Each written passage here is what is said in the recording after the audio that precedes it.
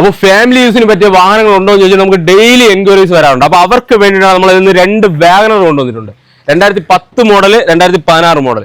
2010 model വാഹനത്തിന്റെ details നോക്കണമെങ്കിൽ 2010 ആണ്, സെക്കൻഡ് ഓൺഷിപ്പ് ആണ്, വെറും 52,000 കിലോമീറ്റർ മാത്രമേ വാഹനം ഓടിയിട്ടുള്ളൂ. ഓപ്ഷൻ വരുന്ന LXA ആണ്. പേപ്പർ എല്ലാം പക്ക ക്ലിയർ അല്ല നിലവിൽ, അതായത് ഇപ്പൊ ടെസ്റ്റ് പെൻഡിങ് ആണ്. അപ്പോൾ ആരാണോ വാഹനം എടുക്കുന്നത് അവർക്ക് പുത്തൻ ടെസ്റ്റോട് കൂടി 5 വർഷത്തെ പേപ്പർ കാര്യങ്ങളെല്ലാം സെറ്റ് ചെയ്ത് കൊടുക്കുന്നതാണ്. പിന്നെ ടയർ ഭാഗം നോക്കണമെങ്കിൽ 85% കൂടുതൽ ടയർ ഭാഗം വരുന്നുണ്ട്. പിന്നെ മേജർ ആക്സിഡന്റോ റീപ്ലേസ്മെന്റോ ഒന്നും തന്നെ ഇല്ല. നല്ല ഹൈ കണ്ടീഷനിൽ കമ്പനി സർവീസിൽ കിടക്കുന്ന വാഹനമാണ്.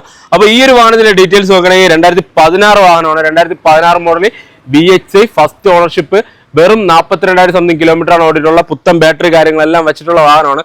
ബാറ്ററി വണ്ടി എടുക്കാതെ കിടന്ന് ബാറ്ററി ചെറിയ ഡാമേജ് ആയി. പുത്തൻ ബാറ്ററി 2 വർഷത്തെ വാറന്റിയോട് കൂടി ബാറ്ററി വെച്ചിട്ടുണ്ട്.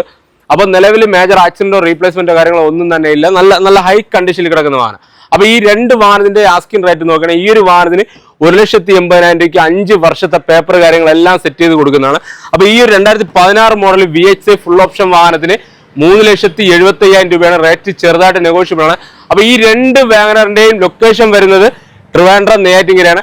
അപ്പോൾ ആർക്കെങ്കിലും ഫാമിലി യൂസിന് പറ്റിയ 2 വാഗണർ, അതായത് ഹൈ കണ്ടീഷനിൽ കിടക്കുന്ന ഈ 2 വാഗണറിൽ ഏതെങ്കിലും എടുത്ത് നിങ്ങൾക്ക് സ്വന്തമാക്കാൻ ഐഡിയ ഉണ്ടെന്നുണ്ടെങ്കിൽ നമ്മളോടൊന്ന് കോൺടാക്ട് ചെയ്യുക.